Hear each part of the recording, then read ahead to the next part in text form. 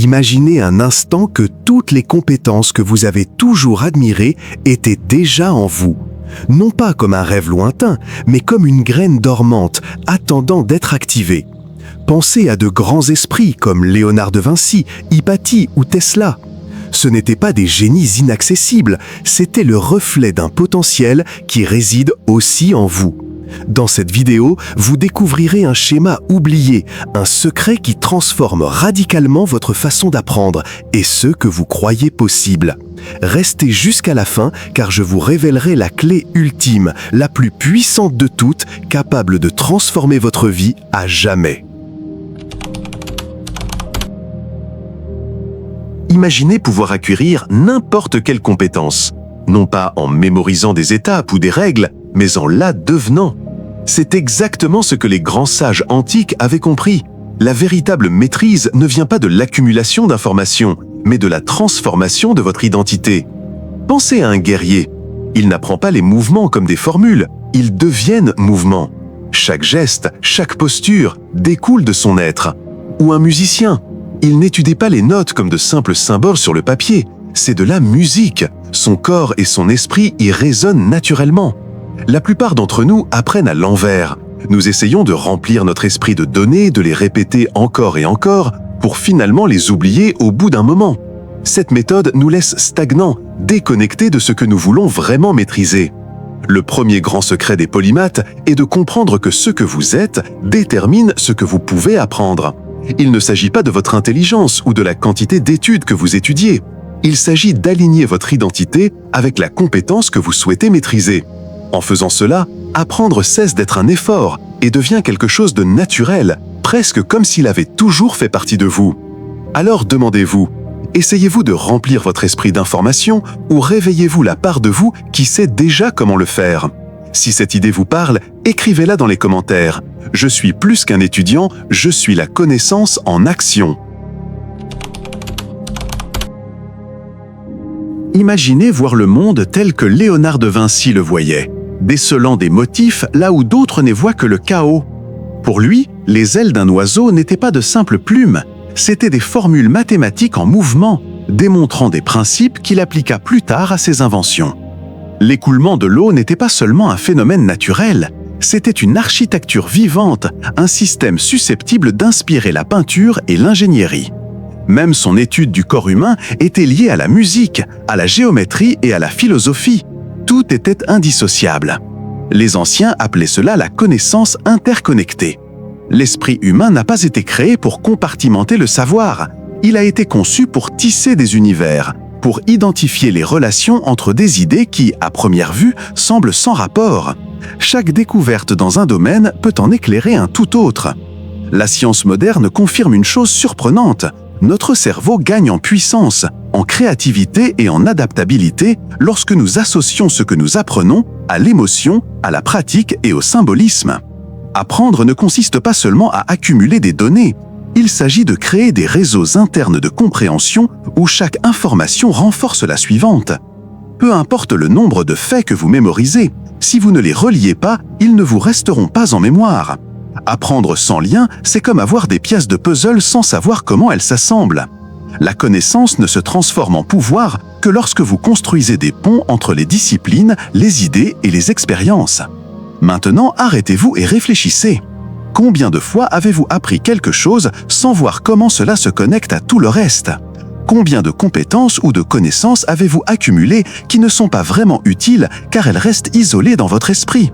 C'est la différence entre apprendre superficiellement et apprendre comme un polymathe.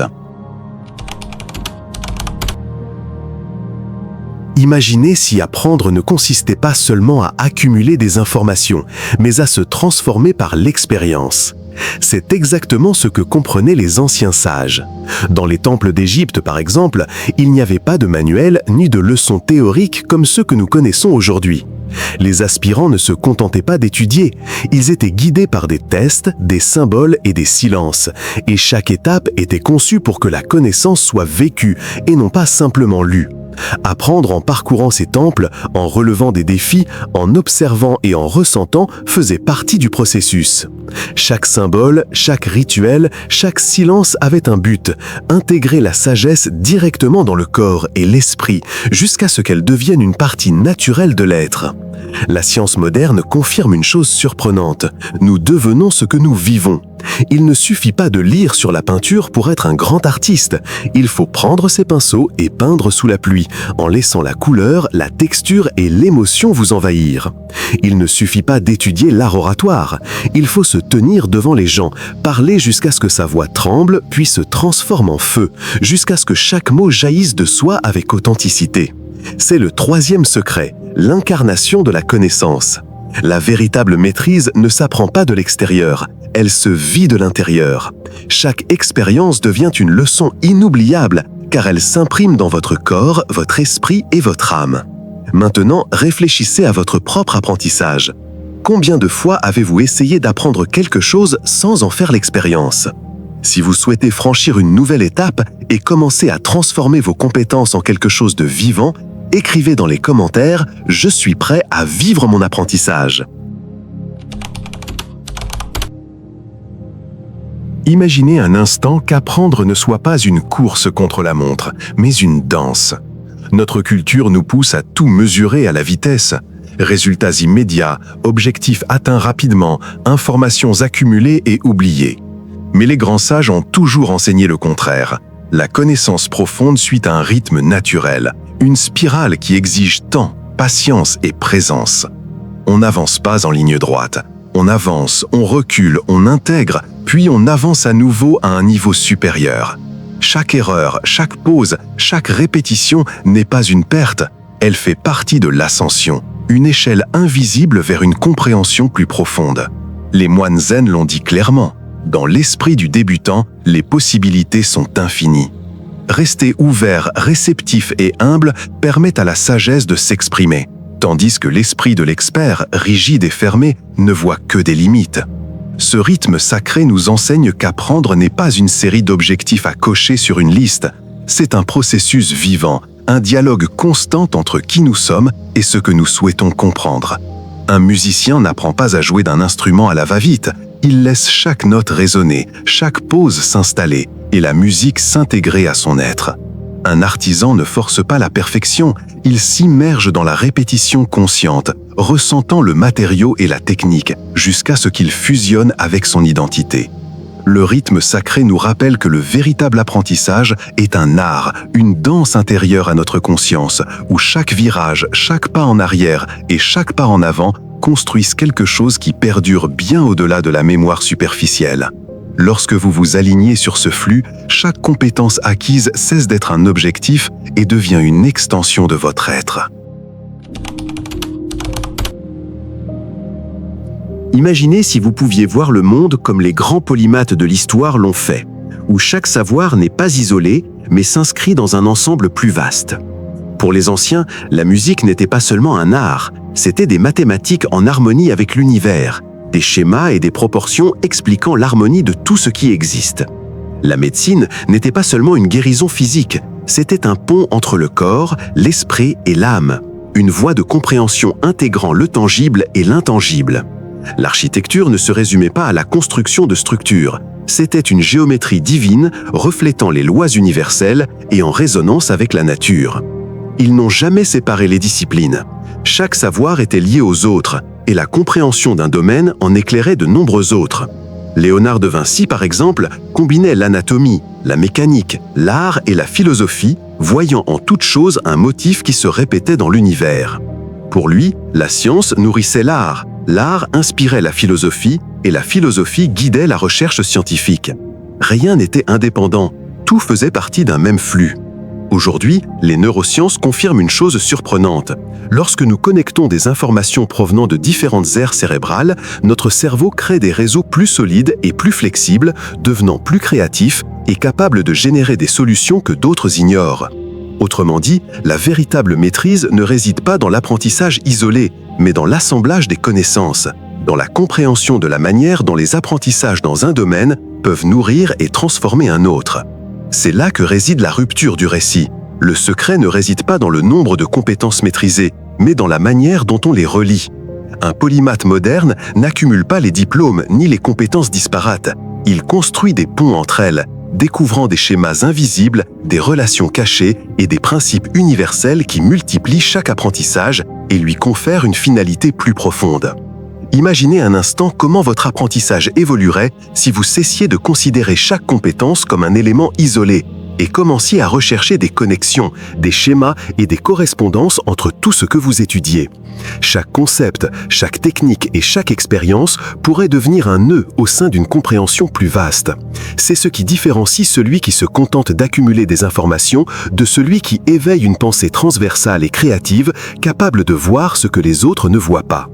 Si vous souhaitez commencer à entraîner votre esprit à percevoir ces liens invisibles entre connaissances et compétences, écrivez dans les commentaires « Je suis prêt à unifier les connaissances ».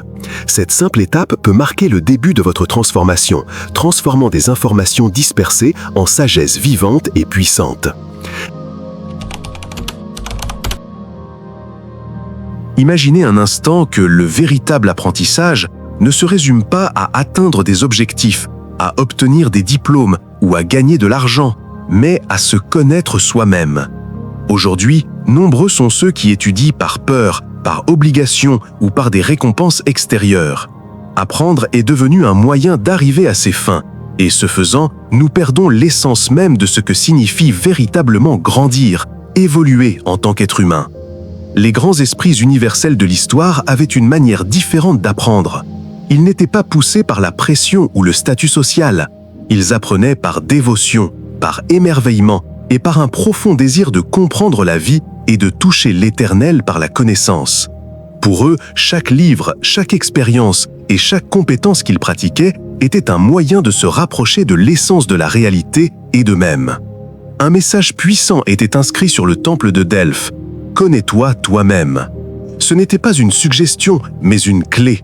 Connaître son moi intérieur était le véritable but de l'apprentissage, bien plus que maîtriser des techniques ou accumuler des données. Lorsque l'on étudie avec l'âme, chaque expérience prend vie. On n'accumule pas d'informations comme pour remplir un vase vide. Vous réveillez des souvenirs, activez un potentiel latent et vous vous souvenez de qui vous êtes vraiment. Chaque compétence acquise, chaque connaissance acquise devient un miroir reflétant des aspects de vous-même que vous ignoriez peut-être, révélant des talents, des inclinaisons et une sagesse qui ont toujours été là, attendant d'être découverts. Cette approche transforme radicalement votre façon d'apprendre. Une leçon de mathématiques cesse d'être une suite de chiffres et de formules. Elle devient un modèle qui relie la musique, l'architecture et la philosophie. Une leçon d'histoire cesse d'être une question de date et de nom. Elle devient un guide pour comprendre la nature humaine et votre propre chemin. Chaque discipline entre en dialogue avec les autres, et la connaissance acquiert une signification plus profonde, car elle s'aligne avec votre identité et votre âme. Apprendre avec un objectif transcendant signifie que l'étude cesse d'être une activité extérieure pour devenir un acte de découverte de soi et d'évolution intérieure. Chaque instant d'attention, chaque effort, chaque pratique devient une étape sur le chemin vers une meilleure connaissance de soi et la libération de votre véritable potentiel. Il ne s'agit pas seulement d'acquérir des compétences, il s'agit de se souvenir de la grandeur qui réside déjà en vous. Vous avez atteint le seuil, le moment où tout ce que vous avez appris jusqu'à présent prend tout son sens. C'est le secret qui unit tous les précédents, celui qui transforme votre façon de comprendre l'apprentissage et surtout qui vous êtes vraiment. La vérité est simple et puissante. Vous êtes déjà la connaissance. Nul besoin de la chercher à l'extérieur, ni de continuer à accumuler des données comme s'il s'agissait d'un trésor gardé par quelqu'un d'autre. Ce que vous cherchez est en vous. Chaque compétence que vous souhaitez maîtriser est un miroir reflétant votre essence. Chaque maîtrise acquise est une graine dormante qui attend d'être activée. Même la physique quantique nous apprend quelque chose d'étonnamment similaire. La conscience ne se limite pas au cerveau, mais est universelle. Chaque esprit a accès à un champ de sagesse infini et vous n'êtes pas un récepteur passif, vous êtes un canal actif de cette conscience. Apprendre cesse alors d'être un simple processus extérieur. Il devient un acte sacré, presque rituel. Silence pour écouter, intention de diriger son énergie et abandon pour laisser la connaissance vous traverser. Voilà la clé ultime, le principe que les grands esprits universels ont compris. On n'apprend pas plus que ce que l'on est déjà, on ne fait qu'éveiller ce qui a toujours été en soi. Maintenant, prenez le temps de le ressentir. Chaque compétence que vous aspirez, chaque connaissance que vous recherchez vit déjà en vous, attendant d'être mémorisée. Si vous êtes prêt à éveiller cette sagesse et à activer votre potentiel, écrivez dans les commentaires « J'éveille ma connaissance intérieure ». Ce simple pas marque votre entrée dans un apprentissage qui non seulement transforme vos compétences, mais aussi votre vie et votre conscience. Maintenant, vous le savez, vous n'êtes pas venu pour accumuler des données. Vous êtes venu pour vous souvenir de votre divinité par la connaissance. Chaque compétence que vous maîtrisez, chaque leçon que vous intégrez vous rapprochera de votre véritable mission. Vous n'êtes pas un étudiant ordinaire, vous êtes un éveilleur de mondes intérieurs, un canal de sagesse et de transformation. Si vous ressentez cette étincelle, écrivez dans les commentaires « Je suis la connaissance ». Faites-le maintenant et engagez-vous dans votre propre éveil. Et si ce message a suscité quelque chose en vous, abonnez-vous, car ce que nous vous révélerons dans les prochaines vidéos sera encore plus profond, plus puissant et vous rapprochera de l'épanouissement de votre plein potentiel caché. N'oubliez pas, le voyage du polymathe ne fait que commencer. Et chaque pas que vous franchirez à partir de maintenant vous rapprochera de la version la plus aboutie de vous-même.